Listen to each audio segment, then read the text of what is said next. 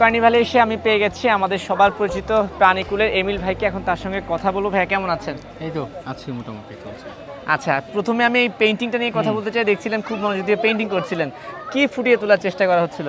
আসলে ওকে সবাই চিনে মোটামুটি, নিহার কলি, যাকে ওই যে টর্চারের ভিডিওটা ভাইরাল হয়েছিল, যে হাতিটা ক্যাপটিভ এলিফ্যান্ট। আমাদের দেশে তো বন্দি হাতি অনেকেই আছে, তো বন বিভাগ তাকে উদ্ধার করেছিল, কিন্তু আসলে নিহার কলির মতো আর অনেকেই আছে।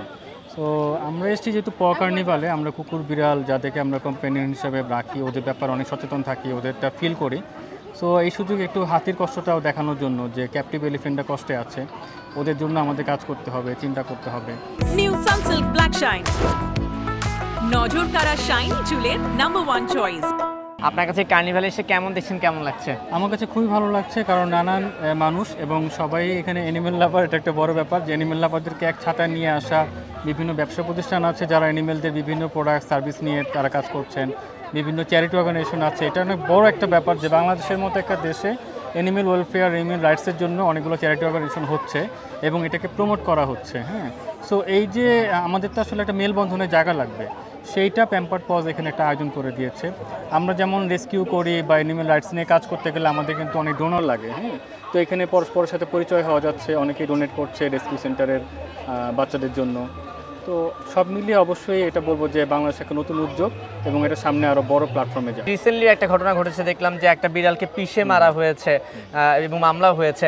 আসলে কি বাংলাদেশে যে অ্যানিমেলের যে রাইটস বা অধিকার নিয়ে যে সংরক্ষণ আইনও আছে, এটার কি আর পরবর্তীতে কোনো উন্নয়ন হয়েছে বা পরিস্থিতি উন্নতি হয়েছে? আসলে দেখুন, আইন তো ব্রিটিশ আমল থেকেই আছে। সেই 1860 সালের আইনে আমরা মামলাটা করেছি। নাফিসা নওরিন তিনি আমাদের ফাউন্ডেশনের পক্ষে বাদী হয়ে মামলাটি করেছেন। কিন্তু আইনটা বড় বিষয় না, গণসচেতনতা হচ্ছে সবচেয়ে বড় ব্যাপার। আইন থাকতেই পারে, কিন্তু সবার আগে নৈতিকতা। আপনার যদি নৈতিক মূল্যবোধ থাকে তাহলে কিন্তু সেখানে আইনও দরকার হয় না। তো আমরা বলবো যে আইন কতটা কী হয়েছে সেটার চাইতে আমরা বেশি গুরুত্ব দিই মানুষকে ক্যাম্পেইন করে মূল্যবোধটা তৈরি করা, নৈতিকতা তৈরি করা। আইন নিয়ে কাজ হচ্ছে, সামনে আরও কাজ বাকি আছে। আচ্ছা, আর একটু আগে আমি একজনকে বলতে শুনছিলাম যে অভিযোগ করে বলছিল যে আমরা যে পোষা প্রাণী বা কুকুর বিড়াল পালি, অনেকে আমাদের আশপাশে আসলে মানতে চায় না বা এটাকে পজিটিভলি নেয় না। আসলে মানুষের কুকুর বিড়াল বা পোষা প্রাণীর প্রতি এত অনীহার জায়গাটা আসলে কোথা থেকে আসে, কি মনে হয়? আসলে অনীহান একটা প্র্যাকটিসের বিষয়, একটা কালচার তো ধীরে ধীরে গড়ে ওঠে, একদিনে তো হয় না।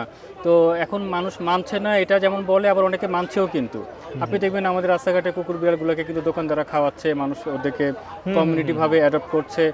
আমি কিন্তু পজিটিভ দিকটাই দেখি বাংলাদেশের পার্সপেক্টিভে যদি বলি। হ্যাঁ, সো কিছু না মানার লোক থাকবেই, কিছু পছন্দ অপছন্দের বিষয়টা থাকবে। সবাই যদি পছন্দ করে তাহলে তার আমাদের কাজ করা লাগতো না।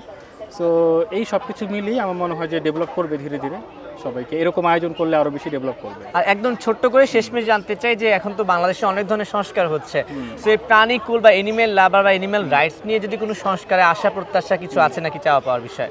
অবশ্যই আছে। আমাদের দেশে পলিসিতে অনেক সমস্যা এবং পলিসি লেভেলে কোনো কাজ না হলে হয় কি আমরা একটা জায়গায় গিয়ে থমকে যাই।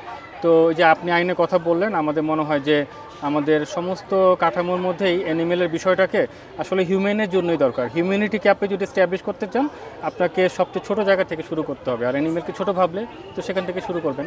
ঠিক আছে এমিল ভাই, আপনাকে অসংখ্য ধন্যবাদ। আপনি আপনার পেইন্টিংয়ে ফিরে যান, আমরা একটু ঘুরে ঘুরে দেখি। ওকে, শিওর, ঠিক আছে, ওকে।